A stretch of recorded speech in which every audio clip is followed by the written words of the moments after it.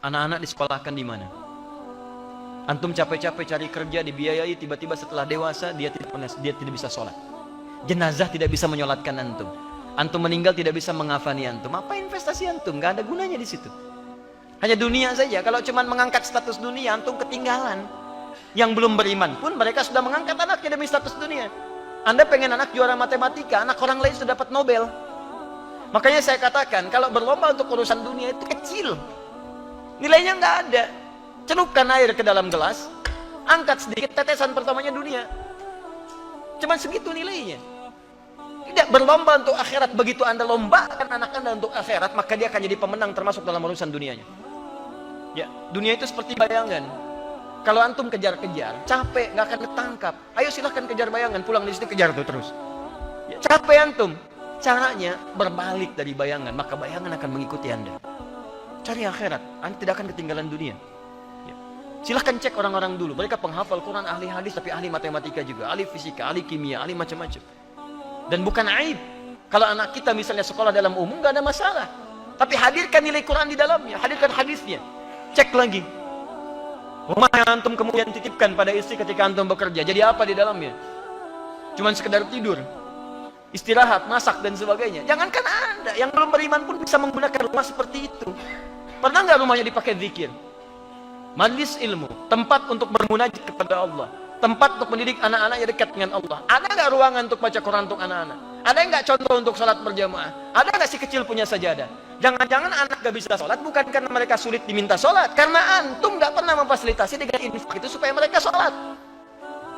Coba lihat pakaiannya, pernah gak berikan pakaian khusus untuk sholat? Coba lihat kelengkapannya, jangan-jangan di kamarnya cuma novel yang dikoleksi, bacaan Quran tidak pernah ada, mushaf tidak ada. Bagaimana Anda bisa berdoa menjadikan anak yang soleh sementara Anda tidak memfasilitasi anak Anda untuk soleh? Coba lihat kendaraan antum sebelum masuk ke dalam bulan-bulan ini. Dari sekian hidup antum dititipkan kendaraan, berapa kali antum gunakan untuk ibadah? Dan itu akan ditanya. Tus'aluna yawma idzin 'anil na'im. Antum akan ditanya setiap tetes nikmat yang antum dapati. Itu titipan. Berapa banyak digunakan untuk ibadah? Pulang buka pakaian, lihat koleksi. Buka kemudian lihat kendaraan dan sebagainya. Dibandingkan dengan urusan-urusan dunia, berapa digunakan untuk kepentingan ibadah di hadapan Allah Subhanahu wa taala. Makanya saya katakan modifikasi isinya dari sejak sekarang. Antum punya kendaraan, mobil misalnya, isikan murotal Quran di dalamnya.